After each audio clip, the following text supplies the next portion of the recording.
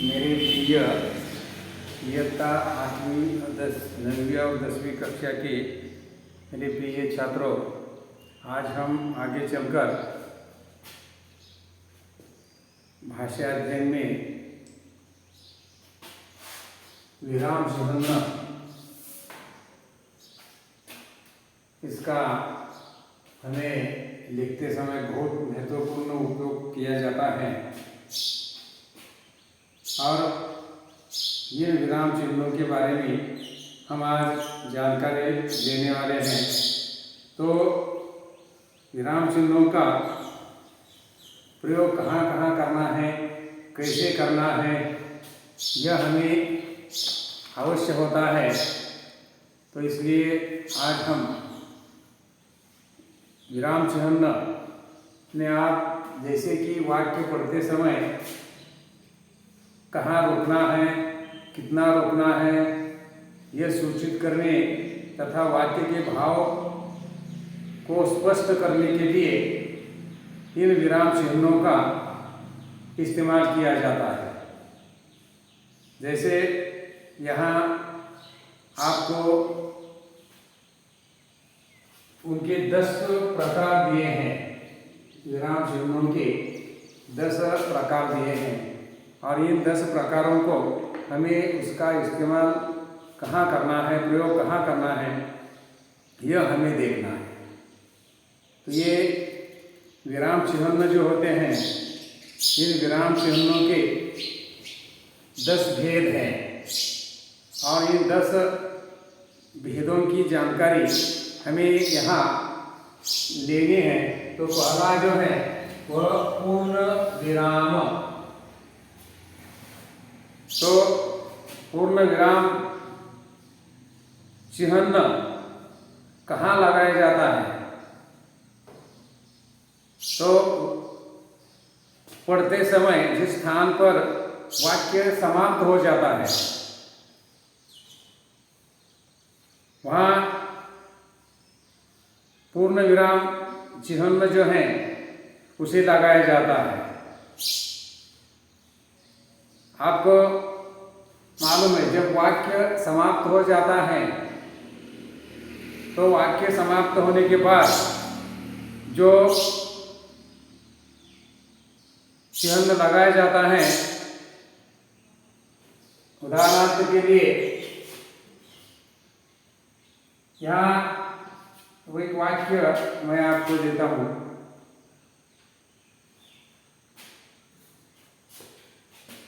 एक लड़का भाग रहा था। ये जो चिन्ह है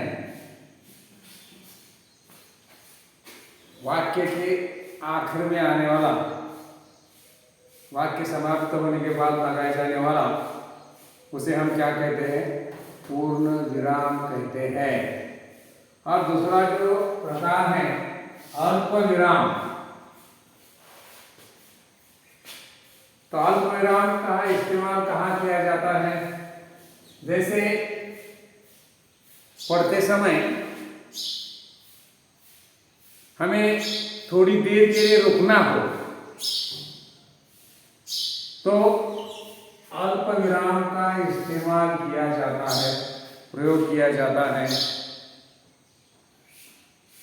जैसे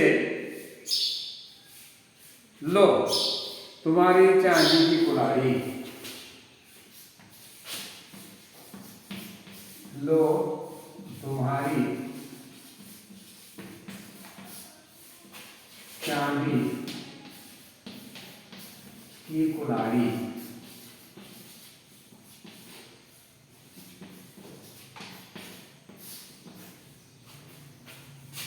लो तुम्हारी चांदी की कुल्हाड़ी, यहाँ इसका इस्तेमाल किया है। लो रुकना है, थोड़ी देर के लिए रुकने के लिए इस अल्प विराम का प्रयोग किया जाता है।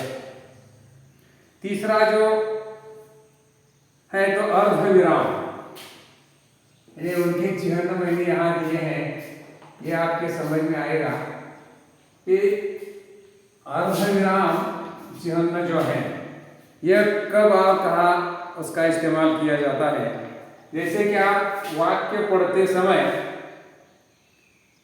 जहाँ अल्प विराम से अधिक पूर्ण विराम में रुकना हो, ने अल्प विराम से ज्यादा रुकना हो, तो यहाँ हम अर्ध विराम का प्रयोग करते हैं। अर्ध विराम का ने अल्प विराम में थोड़ा सा, अर्ध विराम उसके ज्यादा वाक्य पढ़ते समय रुकना है तो उसका इस्तेमाल किया जाता है।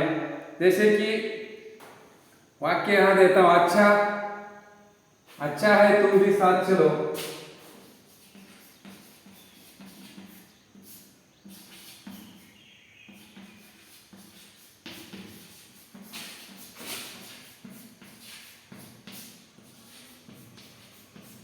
तुम भी साथ चलो, यहां इसका इस्तेमाल किया है। 1 से 2 घंटे।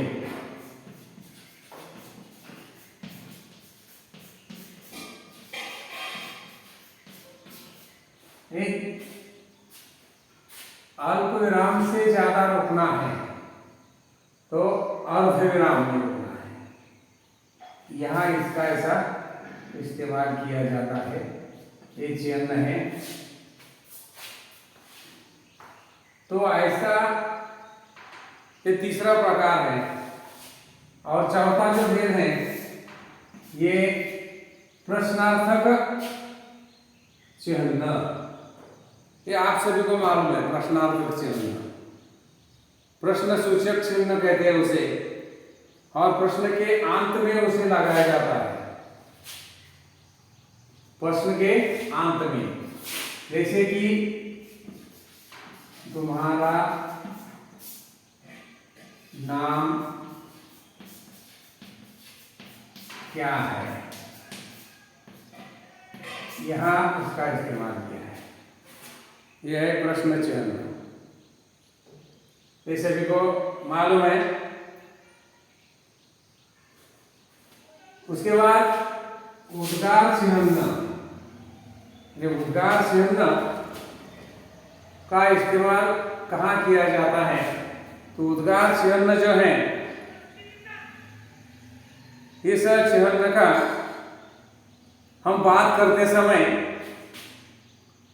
कभी कभी हम प्रसंग के अनुसार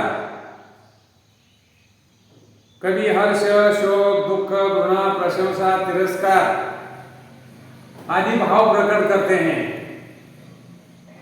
ऐसे भाव प्रकट करने को उद्गार कहते हैं।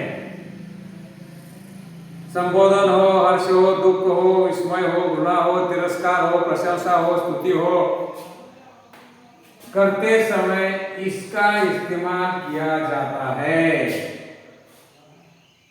यानी जो भी वाक्य हम लिखते हैं, जैसे कि वाह क्या फूल है, वाह क्या फूल है, यहां उसका इस्तेमाल किया है।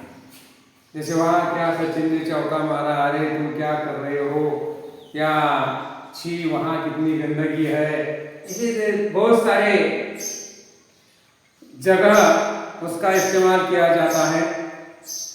तो उसी प्रकार यह उद्गार चिन्ह का एक प्रकार है। और आगे का जो है ये गहरा चिन्ह। ये गहरा चिन्ह जैसे आपको कोई विशेष शब्द या वाक्य जो का त्यों लिखना है, जैसा कि तैसा लिखना है, तब इकहरे अवतरण चिन्ह में लिखना पड़ता है या उसका इस्तेमाल किया जाता है। ने कोई विशेष लिखना है कोई वाक्य लिखना है, जैसे कि तैसा लिखना है, तो इसका इस्तेमाल किया जाता है इकरा चिन्ह का। जैसे सच ही कहा है,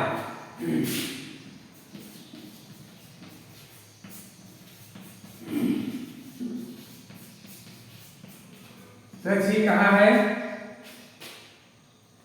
बुरे काम का बुरा नतीजा।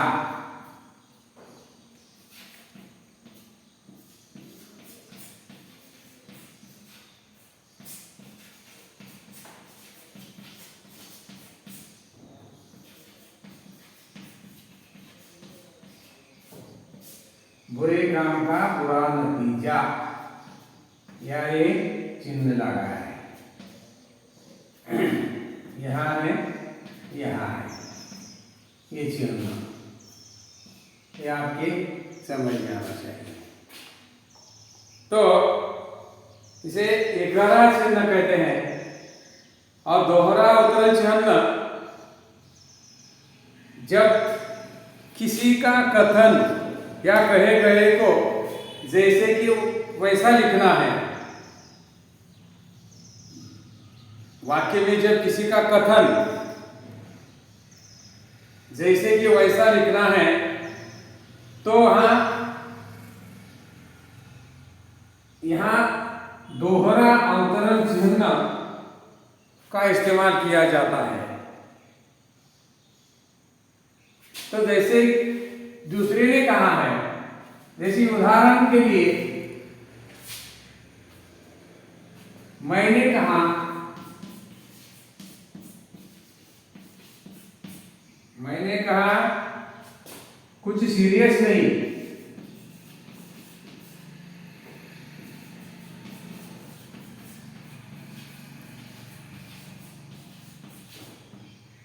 मैंने कहा कुछ सीरियस नहीं। तो यहां हमें ये डबल अवतरण चिन्ह, मैंने कहा, ये जो है यहाँ और यहाँ, दूसरे ने जैसा कहा है वैसा लिखना है। बहुत सारे ऐसे वाक्य होंगे, जैसे मैंने कहा कुछ सीरियस नहीं है। आदित्य ने पूछा अनुराग जी कैसे आना हुआ, जो भी है वो दूसरे ने जैसा कहा है वैसा लिखना है। तो हमें दोहरा अवतरण चिन्ह का इस्तेमाल वहां किया जाता है। और आगे का जो भाग योजक चिन्ह, योजक यानी योजक चिन्ह का इस्तेमाल, इसका प्रयोग उसे विभाजक चिन्ह भी कहते हैं। इसका प्रयोग निम्नलिखित रूपों में होता है,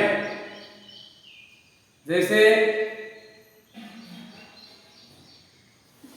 गीत संगीत,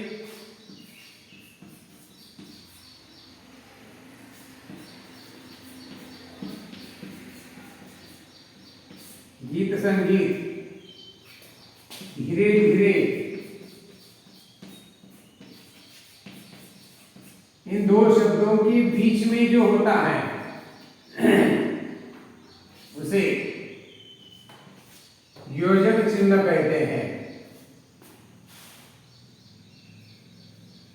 जीत सा, घबराए हुआ सा, थोड़ा सा, उनके बीच में जो चिन्ह होता है।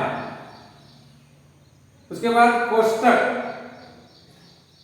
का प्रयोग क्रम सूची अंकों के अक्षरों के लिए किया जाता है। क्रम सूची, क्रम सूची जैसे कि 1, 2, 3, इसके लिए इसका उपयोग कोष्टक में। और निर्देशक चिन्ह 10वां जो प्रकार है, निर्देशक चिन्ह, इसका आकार योजक चिन्ह से ज्यादा बड़ा होता है। योजक चिन्ह हमने यहाँ देखा है, ये थोड़ी सा छोटा और ये लंबा होता है। ये याद में रखना है, दोनों समान है, ये छोटा है और ये लंबा होता है। योजक चिन्ह से थोड़ा सा बड़ा, इसका प्रयोग विविध रूपों में किया जाता है। तो मैंने कहा था,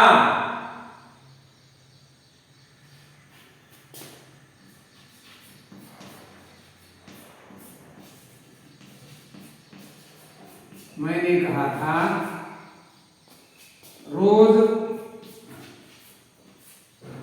पाठशाला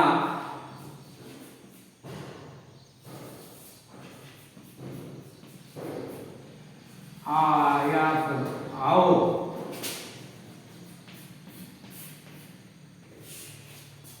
देखिए चिन्ह जो है यहाँ इसका इस्तेमाल किया जाता है। तो उसी प्रकार आज हमें इन विराम चिन्हों के बारे में जो 10 प्रकार हैं, इन 10 प्रकारों की जानकारी आपने दी है। जैसे पूर्ण विराम, अल्प विराम, अर्ध विराम, प्रश्नार्थक, उद्गारवाचक चिन्ह, एकरा चिन्ह, दोहरा चिन्ह, योजक चिन्ह, कोष्टक और निर्देशक चिन्ह। तो इन चिन्हों का हमें लिखते समय सभी का इस्तेमाल करना आवश्यक है। और यह विराम चिन्हों का जो प्रयोग है, ये आज सबसे पहले आपको विराम चिन्ह पहचानने आने चाहिए। ये उनकी पहचान है, ये उनके नाम हैं और ये वाक्य दिए हैं और इन वाक्यों में किस प्रकार उसका इस्तेमाल किया जाता है, प्रयोग किया जाता है, ये अभी मैंने आपको समझाया है। और आज का भाग यहाँ समाप्त करता हूँ। धन्यवाद।